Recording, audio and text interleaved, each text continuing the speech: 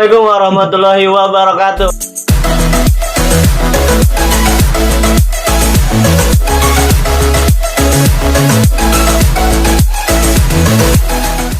Welcome back to my channel. Kembali di konten gua, ya kan, Idrus Muhammad, konten ngopi santuy, ya kan.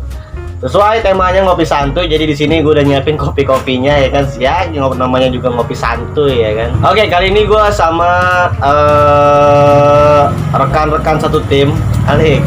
Satu tongkrongan, satu basis. Jadi kali ini kita mau ngebahas tentang seberapa efektifnya sih PSBB, ya kan. Kalau iya, kalau gue pribadi sih ya. Untuk PSBB yang sekarang ini kalau menurut gua kurang. Karena apa? Karena satu sisi kan kalau gue beli takjil tadi sore aja nih ya. Tadi sore gue beli takjil ya kan di daerah perbatasan Bekasi Jakarta. Puasa emang? Puasa men. Alhamdulillah puasa. Jadi kalau judulnya PSBB, pas gua ngeliat realitanya itu sebenarnya nggak sesuai gitu. Si rame ya? Iya, PSBB kan pembatasan sosial kayak distancing gitu ya kan, modelnya kan. Iya, dia. Pembatasan dia besar-besaran. Pas gue terjun ke sana, pas gue ngeliat ke sana nggak sesuai sama ininya gitu loh. Jadi di sana itu ibarat kata ya sama aja sama kayak macet-macetnya hari biasa, hari-hari bukan PSBB gitu. Kayak nggak ada ya? Iya. Lu kan sering ini Bon, sering kerja lapangan luar ya kan. Efektif gak sih kalau menurut lu, Bon? Kalau menurut gua mah nggak efektif sih. Soalnya gua kerja juga di daerah-daerah Jakarta Timur tuh. Ya biasanya kalau pagi, siang sama yang sore tuh yang buat puasa bukanya beli takjil tuh makin ramai jalanan sih. Makin ramai, makin macet. Kan aturan PSBB itu kan kita kayak diem di rumah. Kalau yang nggak urgent banget kan jangan keluar rumah. Cuman ini kayak nyatanya yang di jalan di mana-mana ya makin rame, makin macet segala macam. Terus ya? Juga corona itu tiap hari update-nya nambah mulu. Ya kan, terus di mana ini tata letaknya nih solusinya PSBB segala macam. Cuman makin nambah yang kena, yang meninggal juga makin ada, setiap harinya di-update terus, ya kan. Cuman PSBB kayak gini nggak efektif sih kalau menurut gua. Nggak efektif ya? Nggak efektif, nggak ada solusi. Kurang efektif. Kalau lu Bang nyikapinnya gimana, Bang? Kalau menurutku sih dari orangnya juga sih, Nyok. Iya. Orang Bangor Nyok, emang masih pada orang Indonesia Bangor sih. Iya. Kan Pak, apa ya? Atau ada yang bilang peraturan dibuat untuk dilanggar. Peraturan dibuat untuk dilanggar, bener sih. Jadi kalau untuk PSBB kali ini ibarat ya masyarakat Indonesia kan semakin dilarang semakin batu, ya kan? Iya sih ya. Semakin dilarang semakin makin batu. Jadi sebenarnya bagus PSBB kan, cuman ya tergantung masyarakatnya. Iya, kembali ke kita juga gimana cara menyikapinya gitu sih kalau menurut gua sih. Jadi di sini gua udah kedatangan salah satu temen gua, partner gua ya kan. Dia bekerja di salah satu rumah sakit pemerintah. Jadi oke lah, mungkin kita tanya-tanya lah ya, mungkin mengenai informasi mengenai permasalahan COVID-19 di tempat dia gawe ya. Dia kerja, dia bekerja di salah satu rumah sakit pemerintah. Jadi kita sini mau nanya-nanya ya mengenai permasalahan COVID itu gimana ya kan. Oke, Mas, sebelumnya dikenalkan dulu namanya siapa ya kan. Nama gua Ari Irawan. Namanya Ari Irawan ya kan. Itu kopinya diuyup. Gua kerja di rumah sakit pemerintah, tepatnya di RSUD Dr. Kasbuloh Abdul Majid, Daerah Kota Bekasi. Kota Bekasi, oke. Pas di Bekasi kan banyak nih yang kena nih. Banyak banget. Bekasi itu termasuk zona merah sih. Kalau dari himbauan dari pemerintah ya Bekasi termasuk zona merah. Bekasi, DKI juga gitu kan termasuk zona merah. Di sana banyak sih pasien-pasien gitu. Kalau yang gua tahu ya untuk di tempat gua sendiri itu pertama awal kena itu kisaran 200 lah. 200 orang. Pasien, 200 pasien. Satu hari itu termasuk yang positif sama yang suspek ya. Udah terhitung 200-an lah kurang lebih lah ya. Cuman sekarang ini udah mulai menyusut sih gitu kan. Udah mulai banyak juga yang sembuh gitu kan. Banyak yang ya nurut sih untuk isolasi dirinya gitu kan. Tuh 200-an. Itu rata-rata untuk yang kena COVID-19 itu kisaran umur berapa, Pak? Kalau untuk umur ya? Kalau untuk umur semua umur menurut gue bisa kena. Bisa kena. Karena yang di rumah sakit gue sendiri ini tuh anak umur 7 tahun atau 8 tahun tuh kena. Dia habis pulang dari Bali. Kena COVID Itu satu keluarga, suami, istri sama anaknya. Itu kena COVID-19 setelah pulang dari Bali. Entah itu dari liburan atau apa, mungkin setelah pulang dari Bali dia positif setelah dicek. Satu keluarga kena. Tuh, anaknya umur 7 tahun atau 8 tahun lupa sih. Tuh. Berarti nggak mandang umur lah secara ini kalau ya, untuk COVID-19 sih ya. gitu kan. Kalau untuk yang meninggal nih Pak, Nah itu tuh pernah kepo ya kan? meninggal tuh. Kalau untuk yang meninggal, Di TV tuh selalu ada yang meninggal mulu tuh, update mulu. Tiap hari Ada yang nambah, yang meninggal dan yang sembuh tuh. Kalau yang meninggal ya, maksudnya umurnya gitu atau gimana? ya umurnya bisa. Kalau umur, sebenarnya sih tergantung imun ya. Kalau umur tuh imun ya. Kalau misalkan imunnya dari, misalnya kan yang ketahuan positif itu kan yang imunnya bukan yang ketahuan positif. Jadi yang positif tapi nimbulin tanda gejala, itu yang imunnya rendah. Iya. Kan? Kalau yang imunnya tinggi walaupun dia positif itu nggak akan nimbulin tanda gejala, gitu kan? Kayak sebutannya kalau zaman sekarang tuh kayak OTG lah ya, orang tanpa gejala gitu kan. Itu yang bahaya sih ya. Itu yang lebih bahaya ketimbang orang yang udah ketahuan positif gitu. Karena kalau OTG gitu kita nih sekumpulan gini kita nggak ada yang tahu. Nggak ada yang tahu yang positif gimana gitu kan. Karena bisa aja dari semuanya ini imunnya pada tinggi semua gitu kan. Atau enggak misalkan salah satu dari kita positif dan salah satu dari kita juga imunnya lemah. Itu bisa nanti kena positif corona, udah gitu nimbulin tanda gejala. Tuh gitu. Nah, kalau untuk umur, kalau untuk istilahnya kalau yang di rumah sakit yang gue tahu ya, istilah di rumah sakit bukan tempat gue doang gitu ya. Dari data-datanya gitu kan, itu yang 50 tahun ke atas sih ya. Berarti lansia gitu ya? Jatuhnya ke lansia. Cuman itu karena ada penyakit pemberat yang lain sih. Gitu. Jadi itu yang menyebabkan ya. Itu yang menyebabkan pasien itu bisa meninggal lah gitu kan.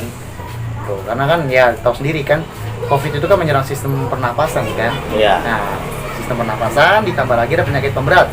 Penyakit pemberatnya contohnya misalkan nih hipertensi, diabetes, asma. Hipertensi, asma. Nah, itu yang istilahnya bisa bikin pasiennya mungkin buruk jadi lah ya. drop ya, buruk gitu. Itu sih yang rata-rata 50 tahun ke atas sih gitu. Cuman kalau yang pegawainya situ yang rumah sakitnya gitu udah ada yang positif gitu, yang ada beberapa yang positif. Setelah dicek rapid test gitu kan positif, setelah dicek PCR positif juga gitu ya. Paling cuman isolasi aja, padahal temen gue itu nggak nunjukkan tanda gejala. Tapi tiba-tiba pas dicek rapid test positif, dicek PCR positif. Itu positif tuh, langsung isolasi mandiri 14 hari. Tuh, nanti untuk setelah ini apa? Penyebarannya itu gimana sih kalau virus corona itu penyebarannya, atau sentuhan atau dengan udara atau gimana sih? Kalau penyebaran ya dia tuh droplet sih. Droplet. Dikatakan airborne apabila misalkan kita nih bertatapan gitu ya. Ya pakai masker gitu misalkan. Bersin atau batuk, itu virusnya bisa terbang. Jatuhnya terbang sih. Tapi intinya virus itu bukan airborne ya, yang kayak virus TBC gitu kan. Virus kayak misalkan apa tuh? TBC terus paru-paru basah. Nah, itu kan dia airborne kan. Airborne kan ya. Kalau untuk COVID-19 droplet, tapi kalau misalnya kita ngomong pertatapan seperti ini gitu kan, untuk bersin itu bisa kena. Ya gitu sih. Karena bisa terbang. Nah, terus kalau efektifnya kayak di pagi hari berjemur nih, itu cuma buat ngilangin apa cuma kayak buat ngurangin penyebaran doang tuh? Kalau virus COVID-19 yang gua tahu, dia itu tuh nggak bisa kena panas ya. Kenapa gunanya istilahnya kita berjemur? Kalau misalkan berjemur kan ada batasan waktunya kan. Kalau berjemur di jam 9 pagi gitu kan, panasnya matahari tuh masih kurang. Makanya kenapa berjemurnya itu dia di jam 11, jam 12 gitu, karena berpengaruh banget untuk mematikan virus itu sih, yang gua tahu ya, ilmunya seperti itu sih gitu. Dan itu kan juga banyak cara-caranya juga supaya nggak terpapar virus ini gitu kan. Ya contohnya kayak tadi pakai masker gitu kan, pakai cuci masker. tangan ya. Cuci tangan juga istilahnya bukan cuci tangan yang ala kadarnya gitu. Cuci tangan juga kan yang mesti cuci tangan bersih lah gitu kan. Sabun lah ya. Pakai sabun udah pasti. Kayak gitu sih. Biasa kan hidup bersih sih ya. Hidup bersih. Biasa kan hidup bersih gitu kan. Bersih. Pakai hand sanitizer gitu kan kalau bisa, kalau ada gitu kan. Pakai masker sih terutama sih yang lebih apa namanya penting banget sih. Emang udah wajib kan? Udah wajib ya? pakai masker, udah wajib pakai masker gitu kan. 2 jam pakai masker kan. Walaupun nggak pakai motor gitu misalkan, walaupun pakai mobil ya tetap harus pakai masker. Itu sih. Terakhir Pak, seberapa bahayanya sih virus ini Pak? Buat Bahaya kita? banget sih kalau menurut Bahaya gue. banget. Bahaya banget. Makanya kan virus ini kan ibaratnya bukan cuma di Indonesia ya, adanya Iya, ya, kan? dunia kan ya. Ibaratnya negara sebesar Amerika Serikat pun Iya. itu Kewalahan. lumpuh gitu kan, Kewalahan kewalahan lah menghadapi ya. virus ini. Itu ibaratnya apalagi kasarnya gitu, kita bukan meremehkan Indonesia, bukan. Cuman negara sebesar Amerika, Italia aja bisa lumpuh karena virus ini, apalagi Indonesia gitu kan. Jadi kesimpulannya virus ini bahaya banget sih. Bahaya banget ya. Bahaya banget. Makanya tergantung diri kita sendiri aja sih, lu mau terhindar dari virus ini atau lu mau terpapar sama virus ini, itu tergantung dari kita aja gitu kan. Dari masing-masing. Karena kan pemerintah kita kan udah apa namanya tuh udah mencanangkan PSBB gitu. Ya, jadi untuk warga plus 62 ini ya, gua nih sebagai pihak rumah sakit gitu ya, saya mohon iya. banget lah dipatuhi gitu kan untuk PSBB ini gitu kan. Kita juga istilahnya bukannya kita nggak mau merawat pasien-pasien COVID, bukan. Ya. Cuman kan minimal mengurangi lah ya penyebaran. Iya, angka positifnya COVID gitu kan. Apa namanya? Kita mah bukan yang nggak mau apa namanya ngobati pasien COVID, bukan. Cuman kan ibaratnya toh kita nih kerja di rumah sakit itu udah mati-matian buat melawan virus ini. Kita juga istilahnya yang di rumah sakit kita nggak bertemu sama orang banyak, kita nggak tahu dia istilahnya suspek atau PDP lah atau istilahnya pas arahnya banget positif corona, kita nggak ada yang tahu. Nggak ada yang tahu. Jadi yang gua mohon ya sebagai petugas rumah sakit gitu ya, gue yakin bukan cuma gue doang sih, semua petugas rumah sakit gue yakin berharap warga plus 62 ini tuh itu patuh terhadap peraturan pemerintah yang bilang yang mewajibkan PSBB. Itu sih kalau menurut gue pribadi gitu ya, sebagai petugas rumah sakit gitu sih kalau gue. Itu aja sih. Yang penting taat sama peraturan aja, udah lebih aman banget gitu kan. Betul, karena kan? lebih baik mencegah daripada mengobati. Iya, semakin kita taat sama peraturan pemerintah, semakin cepat juga virus ini berlalu. Amin. Itu aja sih. Jangan sampai istilahnya gini kan, banyak ya lu tahu semua lah ya, ibaratnya karena virus ini banyak banget orang yang di PHK. Wah. Banyak yang istilahnya dirumahkan gitu kan. Kantor-kantor juga banyak yang tutup gitu kan. Ya, banyak kerugian lah sebenarnya gara-gara virus ini sih sebenarnya gitu kan. Jadi ya semakin cepat penanggulangannya, semakin kita taat sama peraturannya, semakin cepat juga pengurangan virusnya, semakin cepat juga penanggulangan virusnya. Itu aja sih yang gua harapin ya dari warga plus 62, lebih ini aja, lebih care sama kesehatan gitu kan. Lebih care sama kebersihannya gitu. Lebih ya supaya cepat berlalu aja sih pandemi ini gitu. Betul. Amin. Amin. Informasi selanjutnya, jadi beliau ini kerja di rumah sakit, dia bukan kaleng kan, lu ada ID cardnya ya kan, jadi di sini semua omongan dia bisa dipercaya ya kan, dan itu benar-benar data real, benar-benar informasi real, jadi nggak ada bohong-bohongan. Ada lagi yang mau ditanya, kawan-kawan? Cukup ya? Cukup jelas lah ya. Bapak ada pesan-pesan terakhir mungkin? Ya itu aja sih tadi gue bilang, lebih taat aja sama Ini lebih taat pemerintah sama gitu aja lah. peraturan gitu. Pemerintah juga kan istilahnya nganjurin PSBB itu kan buat kebaikan kita semua. Betul. Kan?